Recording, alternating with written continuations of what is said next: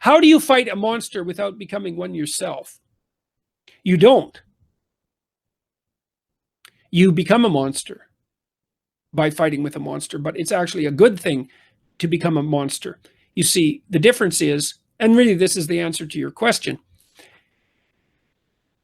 you could stay naive, and that's not good because you're vulnerable and you're not useful if you're naive.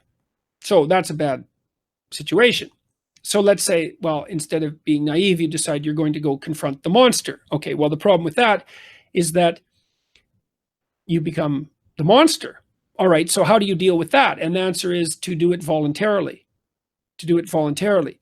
Because if you develop your monstrousness voluntarily, then perhaps you can bring it under civilized control.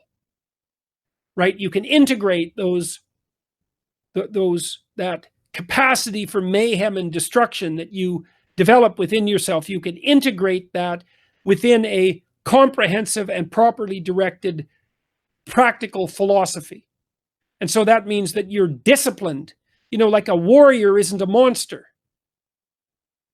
So you have to align, you have to discipline your monstrosity.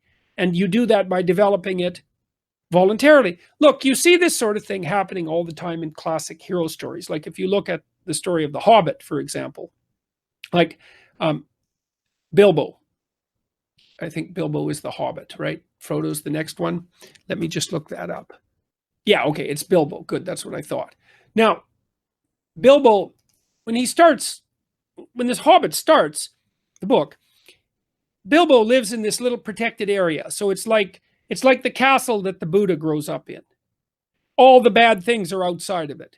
And the reason for that actually is because the kingdom is guarded by these descendants of great kings, the Striders, who the hobbits have some contempt for because they kind of look like tramps. Aragorn is one of them. So the descendants of great kings patrol the borders and keep the naive inhabitants of the Shire safe.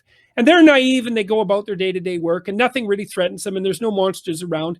And because they don't have any real challenges and because they're peaceful in their wealth and security, they think they're good. But they're not. They're just naive and undisciplined and relatively weak.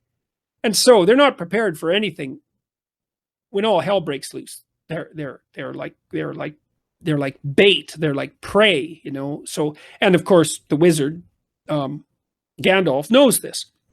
Now, despite the fact that the Shire folk are rather small and a bit comical and tremendously naive, they do have a latent ability for courage and